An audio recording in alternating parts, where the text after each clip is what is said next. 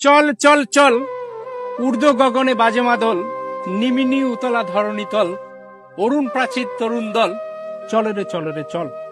যদি মনের মধ্যে থাকে আপনার মনোবল, আর থাকে যদি দৃঢ় শক্তি, ইচ্ছা শক্তি যদি আপনার মনের মধ্যে থাকে, অসম্ভবকে সম্ভব করে তোলা সম্ভব।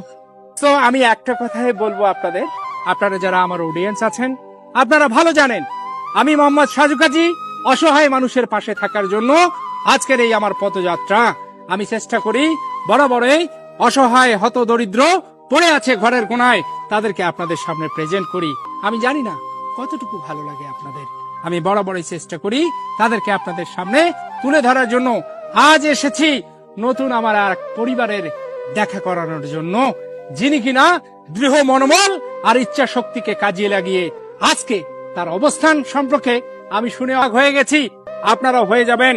চলুন আমি আপনাদেরকে সরাসরি তার সঙ্গে সাক্ষাৎ করাবো, দেখা করাবো, শুনবো তার জীবন ইতিহাস, শুনবো তার গল্প, তার জীবনের সাফল্যের অবস্থান।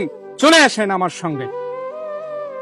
এই তো আমার সামনে বসে আছেন, আপনারা দেখতে পাচ্ছেন।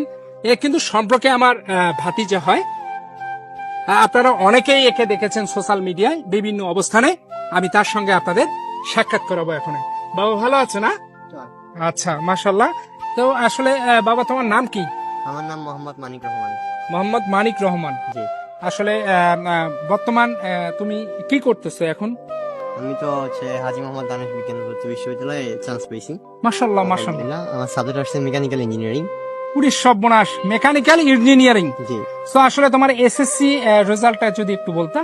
এসএসসি তে আমি গোল্ডেন প্লাস সহ আমি জেলায় দ্বিতীয় হয়েছিলাম। জেলায় দ্বিতীয়? হ্যাঁ, কুড়িগ্রাম জেলায়।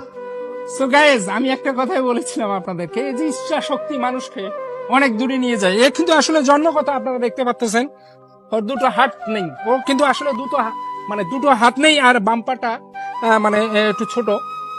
সে যখন লেখাপড়া করার জন্য স্কুলে যাইতো বা বিভিন্ন মানে কিন্ডার গার্ডেনে যাইতো, যখন ছোট ছিল, তোকে নিয়ে মানুষ অনেকেই অনেক কিছুই বলতো। এ সমস্ত কিছুকে উপেক্ষা করে তার নিজের ইচ্ছা শক্তি এবং মনোবলটাকে কাজে লাগিয়ে আজকে সে অনার্স, না বাবা, জি। অনার্সে পড়তেছে বাহিরে।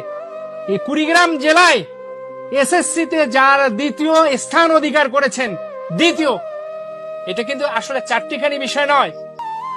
সো আসলে বাবা, আসলে তোমাকে বড় হয়ে তোমার কি করার স্বপ্ন আছে একটু? আমার তো স্বপ্ন ছিল সফটওয়্যার ইঞ্জিনিয়ার হওয়ার। জি জি এখন আপাতত যেহেতু সাবজেক্টটা পাইনি, জি।